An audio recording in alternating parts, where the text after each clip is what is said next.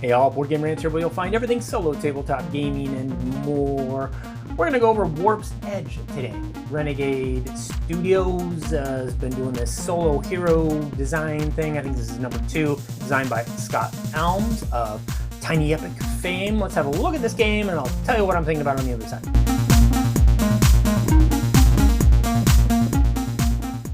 Warp's Edge. Here we have sort of a, let's say a light, somewhere between light and medium weight game. The mechanics are quite straightforward, but you can get to thinking here as you are looking to take out this mothership. This is how you win the game, taking out all parts of this mothership. And this one in particular, the Revenant, is fairly high difficulty. And in this case, after I've done that, I have to flip this thing over and finish it off. Kind of cool. And I have yet to win this one. But there's other motherships, like over here. We got the Duo. So the Duo and has a little marker you put on it that after the end of each turn kind of rotates around and affects the game. You're one mothership, but in effect there's like 2 of them that you're trying to take out. And then, or you might have, on the back side of this, you've got another one called the Dread. This is a difficulty of 1, pretty easy. Got 3 sections to this mothership and its own set of rules. So each mothership, and there's 5 different ones that come with the game, has its own level of difficulty. I think some are the same levels of difficulty, but they all fight very differently. But that's the goal of the game, is take out the mothership. Before you can take out the mothership, a lot of times you have to go through its minions. And so there'll be these little fighters, these enemies you got to take out sometimes at the same time or before you can even touch the mothership, run by this deck. And this deck is built up based on the mothership that you're fighting. So it has 4 of the yellow cards, 2 orange, 2 reds. And as you might guess, those are easier than those, which are easier than those. And these are very difficult. And so for each game that you'll set up, depending on the mothership, you're going to set up a different deck of enemies that's going to come out. And very generally, there's always going to be kind of 4 enemies per turn. And then there's you. And you have your ship. I'm playing, the Titan here. But I could have used Hermes on this side. They play differently. They've got different levels of shield and basically health. And different little abilities. A set of abilities that you'll have available that's very unique kind of to that ship. And you'll notice these 5 symbols are different, at least mostly different than these 5 symbols. And so there'll be these kind of unique abilities that that particular ship has, along with its, in this case, we've got tremendous amount of health and very few shields. And so each one plays differently, and this is a bag building game. So you're going to be drawing tokens, essentially 5 tokens per turn, spending them, and then the bad guys will have a chance to try and hurt you. And then you will, you basically draw more tokens and put more enemies out and go again, turn after turn after turn. Eventually, you'll be drawing from this bag. So this bag, can't really hear them, but they're in there. Got some tokens in here. And you'll be drawing, and as soon as you, at the end of a turn, can't draw the 5 that you need to play another turn, that particular round, which is called a warp, ends. And so the warps you'll be keeping track of up here. So there's a little reset that happens, and then you'll shift this over. And if you haven't taken out the mothership by the time you run out of warps, you're dead. Or if you run full out of health, you're dead. So that's basically the 2 ways that you die. And again, the only way you win is by taking out this mothership. So during the game, you are going to have all sorts of opportunities to, sort of like a deck building game. This is a bag building game or token building game, whatever you want. Over here too, you'll notice you typically start off with a little ability too. So that kind of randomizes even more the game. So you're going to have, you can play, different mothership. That mothership's going to have kind of a different sort of ratio of bad guys. And then different ship. You got 4 different ships you can play. And then you're going to have abilities. And then the tokens themselves also, there's always a kind of a starting set of 10 tokens you'll have. And then you'll always get one of the yellow tokens that's special to your particular fighter. And that'll all go in your bag to start the game. So we'll basically have 11 tokens to start the game. So you're going to get, pretty much 2 turns guaranteed, but not necessarily. Anyway, you usually get more than that because you're going to get more tokens either by destroying these guys, and then you'll get the little rewards that are here. If you take this one out with lasers, basically if you shoot it to death, you're going to get this reward. But if you evade it, then you're going to get this reward. So it's pretty much 2 ways you can take out these guys. And it tells you, how the value of what you need to either shoot it or evade it in order to get its reward and basically remove it. And down below these cards, this is how much damage it'll do to you if you don't take it out or if you don't stun it. And so that's kind of what you got to do to kill it, the rewards you get, and what it'll do damage-wise to you. Some of them have little special abilities. But up here you'll notice like O and P is your reward. So you'll go over here. Here's where your bag building occurs as you take out enemies, but you can also spend energy. So the tokens, the generic tokens, have values on them of 1, 2, or 3 basically. Well, except for these, but there's higher value tokens you can get. These is energy, these are lasers, and these are evasion tokens. So if I wanted to take out this venom, I could spend 2 lasers, take it out, and I would get a little acronym is power here. So those are the 5 unique abilities right here. They're in these handy dandy little trays, come with the game, very nice. And so I would get basically the ability associated with that. If I took out venom, I would take this and I would put it in my bag to be drawn in future turn. So that's a main way that you're going to get more tokens. You get an evasion token, so I draw from here and put that in my bag. There's things sometimes you get to draw more little chits out of your bag, and then so that's a main way that you're going to get more of these little tokens to put in your bag and build up your bag. The other way too, you can just spend energy like money. I could spend 3 energy here, and I could buy for 3 energy any one of my unique powers. Well, for 2 energy, I could buy an evasion token. And up here, level 1 laser, level 2 lasers, level 3 lasers, cost 1 energy or 2 energy or 3 energy. And I can also buy energy tokens with energy, higher level energy tokens. So that's another way that you can spend your tokens as opposed to firing at bad guys or evading them.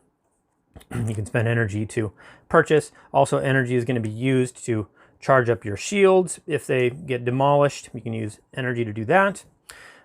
You'll be able to activate your cards here by spending certain level tokens to activate them, and they do special things. And a sort of a cool sort of sense of you go out and you battle, and then the theme is that you go back in time and use what you've learned to retry that battle. And in this case, you get to try it 3 different times. And each time you've built your bag up, representing the experience you've learned. You're more capable, but you have to fight all the fighters again, basically. And any damage you've done to the mothership actually stays on there. But again, it's kind of a unique sort of circumstance where there's a reset, and you get to keep everything you've built up, but then you try it again, you start from scratch and you try it again, and depending on what you're fighting, you're going to get a certain number of tries before the end of the game. And those are the warps. Basically, you warp back in time and try again. And you keep doing that until you either win or lose the game. But you got a little handy back here. It explains all the different stuff you got going on. Let's talk about what I'm thinking about. Warp's Edge.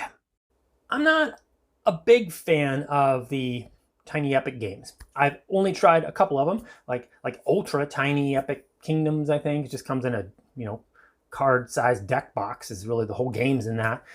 I think it's pretty cool how streamlined and put together this whole thing is that Scott Almes does. I think it's quite genius, really. I played Tiny Epic Galaxies is probably one of the highest rated, I think, and that's what made me interested in it. So I played it and sold it, but that was a while ago. But that's kind of when I just realized, it's just not really for me. My style of gaming is I just enjoy heavier games, and these games typically don't hold my attention for very long.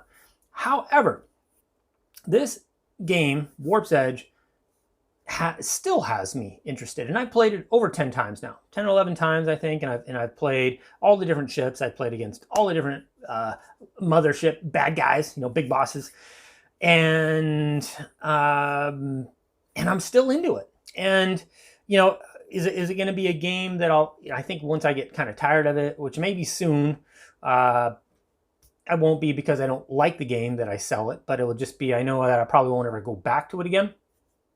But that's not to say it isn't a good game.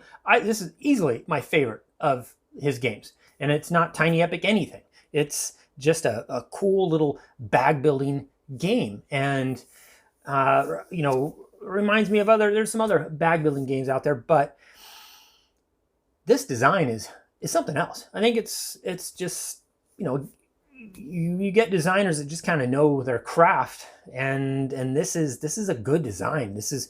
It's very easy to learn this game, but the systems in place and all the different interactions that occur based on the mothership that you're going against and the fighter, and then you get your little upgrade cards, and then based on how you build your bag, this deck building idea in a bag is kind of profoundly changes each game experience and how you go about it. I mean, sometimes you've got to destroy all the little minions before you can even go after the mothership. Sometimes you may want to, so you can build up your bag before you'll have the powers and stuff to be able to go after the mothership.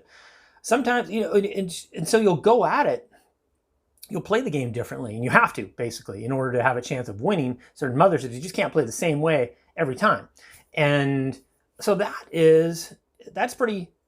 that's just a great aspect of this game, is how differently I felt like I played it each time. And because really, certain ships that you play against a mothership, you're just going to do better at. If you got a real tanky ship and you're going against the big boss, it's just tankier ships are going to be better in certain circumstances than others. So there's difficulties on all the motherships, but also too, depending on the ship that you're going after it with, can have a big impact as well and make that experience more or less difficult. So, but overall, I really enjoyed this game, and I still got it up. I still probably plan on playing it again here, but it is. It also comes with a little. You can do a little campaign thing. You can do a little choose your own adventure. There's a little book that comes with it, and you basically. I read through one of the stories once, and it takes a good 10, 15 minutes though to really go through it. And so if you're and at the end of the story, sort of a choose your own adventure, you end up with a kind of a very cool thematic mothership that you're fighting, and an upgrade that you got, and a ship that you got, and that's cool. I like how it kind of builds up to just thematically ties it in even more. The game feels like I can feel the theme in this. Like after having read the story and understanding the premise of it and how you basically go through your bag, and then when you have to reshuffle because you've run out of things, you warp back in time, back to the future, or is that right? Well, anyway, you warp back and you get another go. You got to reset everything, and you got to fight all the bad guys again. But it's going to come out in a little different order. But you've learned, right? You've fought them once, and then you've died. You didn't win before you ran out of movement and actions to take, And so that, but you get to keep all of those, your bag, everything you've built up in that bag. So now you're quite a bit stronger the next time you go through it. And each time you go through, these are called warps. They're basically rounds that are made up of a number of turns. And until you can't draw what you need out of the bag, then you end that warp and you reset. But now you've got all this good stuff. You kind of know what's coming. Because the enemies too, the little minion enemies, are going to come out differently each time. Even if you're fighting the same mothership, there's like a set that you'll remove certain cards. You only play with like 4 of the easy minions and 2 of the medium difficulty minions and 2 of the hard difficulty minions. But it's going to be a different 2 each time, because there's a little deck that you'll take out of. So that's cool. And then you get to know them a little bit, and you know what's coming for that second warp, right? So that's cool. I love the theme of that. Just kind of going through, I died. You get to go back, but you've learned. Here, you get to try it again. And so totally dig the theme in this. Going through the setup and teardown is easy. This game, you're going to set it up in 5 to 10 minutes the first time, and then once it's on a table, 5 minutes to reset and play again and play again and play again, which is what you kind of end up doing. And table space minimal. You can do this on 3x3 coffee table is how I kind of measure things out, and this will fit on a 2x2 spot for you. So minimal space. Length of play 30 to 45 minutes, pretty quick. You can sit and think on it for a while and turns, and it'll get to that point where you really are agonizing, how you want to fire at certain things, because you'll stun certain things so you don't take damage, but sometimes you do want to take damage because you're like, oh, okay, I can afford to lose these. Oftentimes you'll lose chits that way. You'll kind of be able to trash your lower powered tokens that way. So there's great little bits of strategy to be played out in this game. And so that can get you thinking a little bit, but the game still moves pretty darn quickly. The components are great. I love the little containers it comes with to put your cards in, to put the little chits in, to put, everything's very neatly done and has just very good component quality in this game throughout. I already talked a little bit about the mechanics there, but how simple it is to learn this game, but then the different way that particular, just the variation in the way you'll play this game based on the minions and the mothership and the ship that you choose varies quite a bit. And so while it's easy to learn, each game's going to still feel pretty darn interesting and different, unique enough to kind of keep wanting to try and keep wanting to try.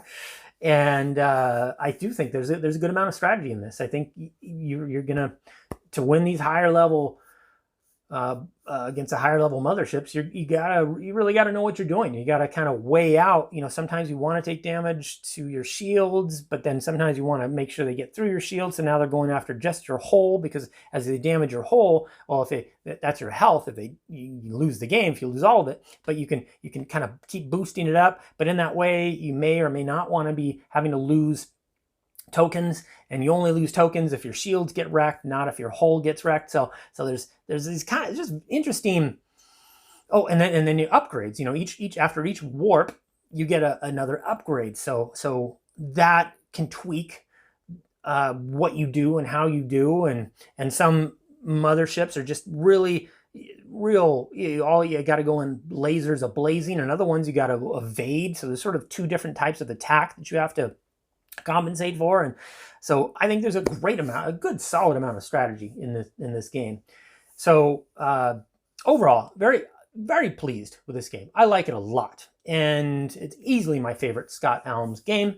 I would choose it over any. Well, I've only played 2 or 3 other types of his Tiny Epic games, but this has nothing to do with that.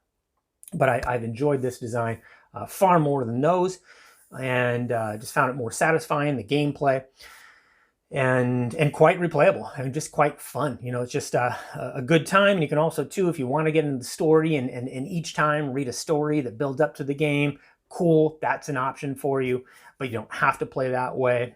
Will this stay in my collection? Well, probably not. I can see myself, just kind of moving on, but I will certainly have very fond memories of this game, and I don't regret purchasing it at all. And I know there's going to be many people out there who This is going to be very much right up their alley, right in that kind of like light to medium weight game, kind of somewhere right in between there, with a good amount of strategy to boot.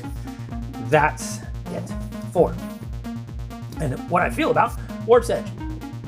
And if you have any questions or comments, please let me know down below. Otherwise, thank you so much for watching. I'm boardgamerants, and I'm out.